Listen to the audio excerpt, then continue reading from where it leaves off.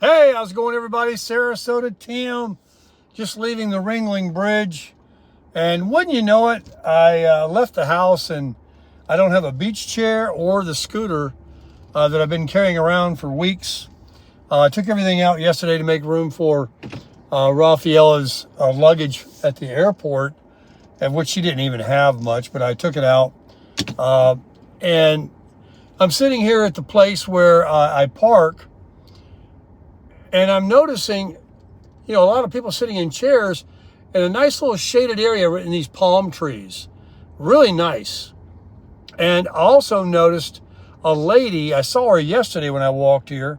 She pulls up, she drives a pickup truck. She gets out with a dive bag and she walks over to the end down there, puts on her mask, snorkeling fins, and gets in the water and snorkels the shoreline. And she's back again today. Now, either she's hunting, like not fish, she doesn't have a spear gun or anything, like lures and different things, or she's exploring, or she just loves, swimming. But a real inspiration. I mean, she's, I don't know, looks like she's maybe in her around 40 years old. She pulls up all by herself, and then she's in that water as quick as she can. And you see her snorkeling up and down right along the bank there. And I got my mask snorkeling fins. Maybe a lot more to see right there.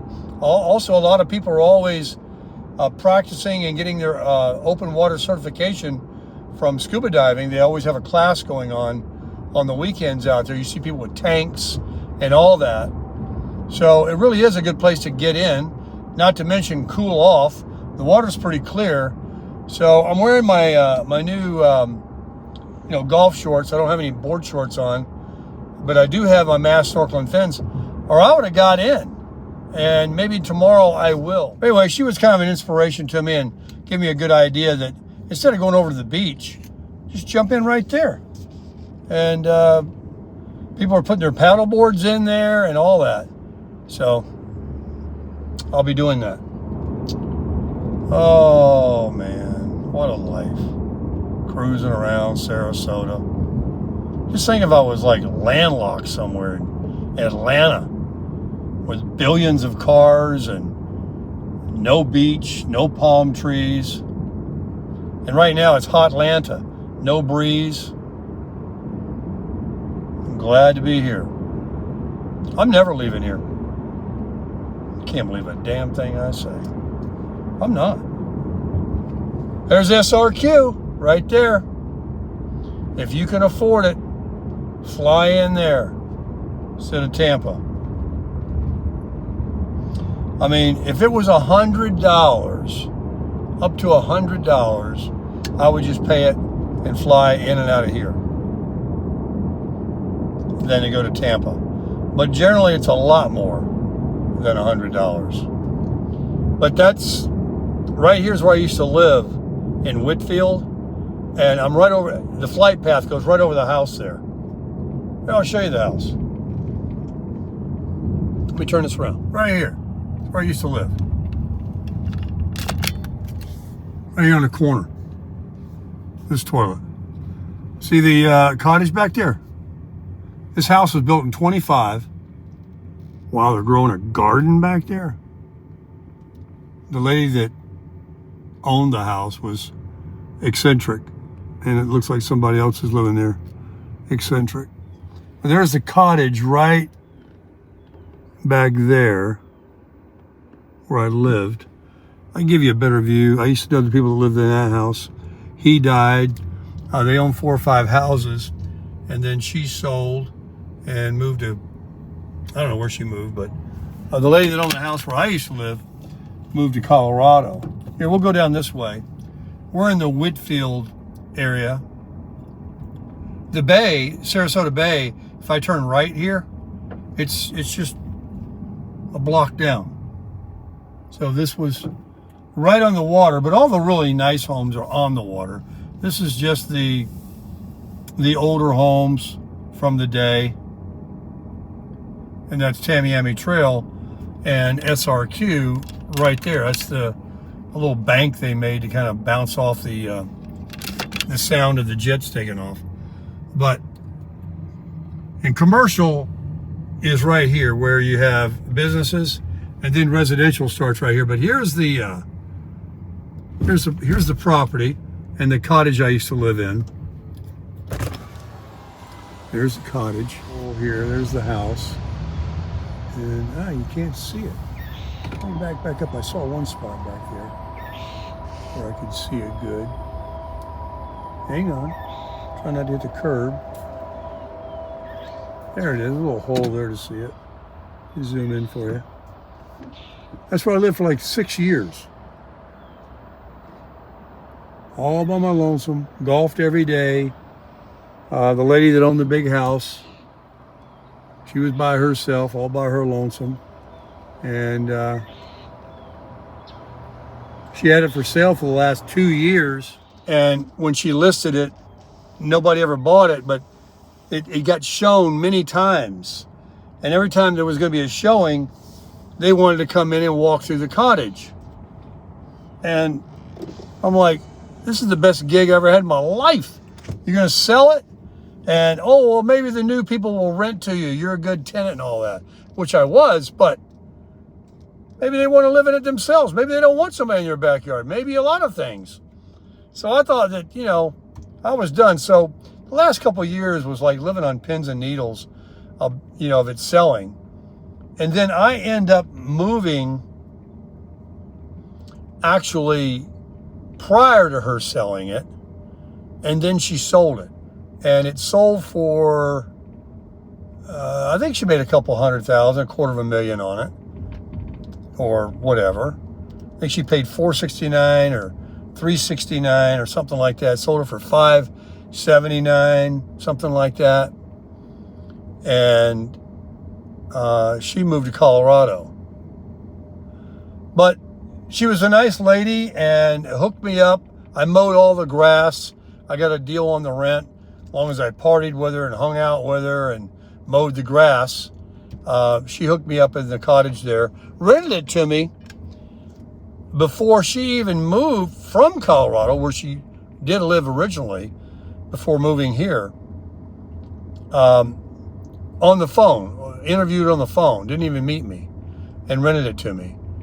She said, she later told me that she liked when I said that I don't drink or smoke or bring anybody over, and I pay my rent early. And she was like, sounds like a winner to me. And I lived there 45 days, almost 2 months, before she finally arrived. Then when she did, she arrived in the largest moving truck that you can rent,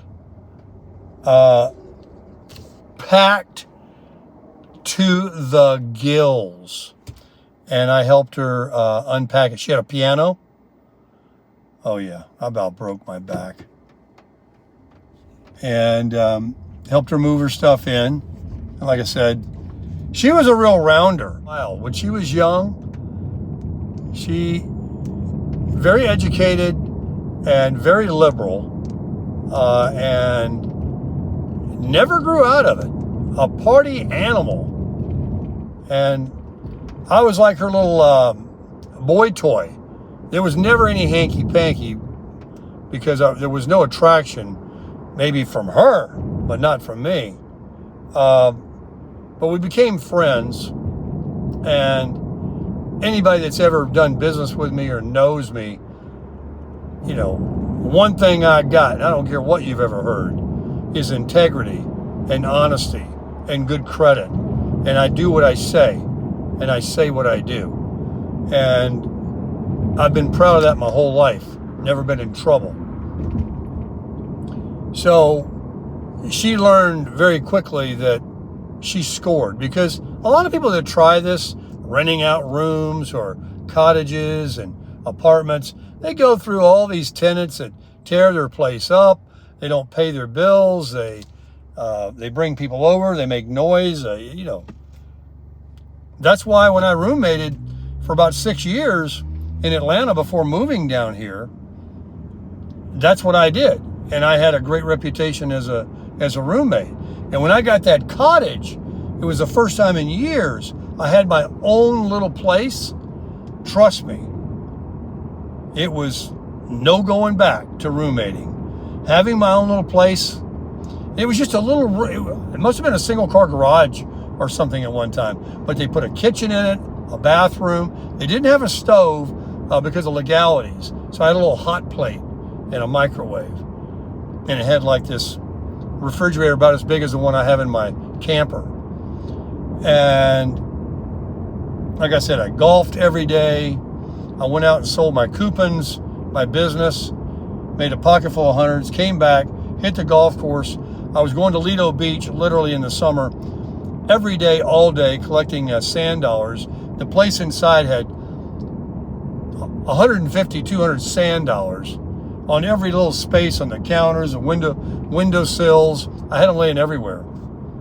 It was very beachy motif, you know. I even slept on a hammock for a year. I hung a hammock in there. Yep. And then I put a bed in, a full size. And it was all right there. And I had a nice TV with a bitchin' sound system, and I could crank it. Nobody could hear it. She couldn't hear it from the house. And she'd come over a lot of times and want to party with me. You know, I drank in those days. After a while, I did start drinking. I came off the wagon. And like I told you, she was a rounder. And we would drink together, you know, once a week, every couple of weeks. And, you know, I'm talking about crank the tunes. She knew a lot of groups. She'd say, put this one on. I'd play it on YouTube and blast it out my, you know, Bluetooth sound system. And we would hear the tunes. I'd put a grill out there. We were grilling chicken, steaks, having cocktails. The only thing that was bad about her is she smoked cigarettes. Wasn't allowed to smoke them in my place, but she'd leave her butts, you know. Yeah, she acted like she owned the place. She'd leave her cigarette butts out there outside my front door. I had to pick them up all the time. But she owned it. Anyway, that was a good run, man. That was 5 or 6 years. That was a good run. I would have to say it was better than what I've got now with the camper. It was less money, and I just rented it. I didn't have to buy anything. And I was making plenty, you know, in my business. You know, I wasn't on Social Security yet or anything. So that was a hell of a deal. It really was. And it looks like they've kept that cottage together and maybe renting it out. There's a couple of cottages in Whitfield that people do rent out. Only a couple. So, you know, that was lucky. Anyway, that's that story, folks. I got to get my shirt on and get into LA Fitness up here. Looks like it's going to rain for sure. I'm just going to keep putting off the eating and do some weightlifting up here. Crush it!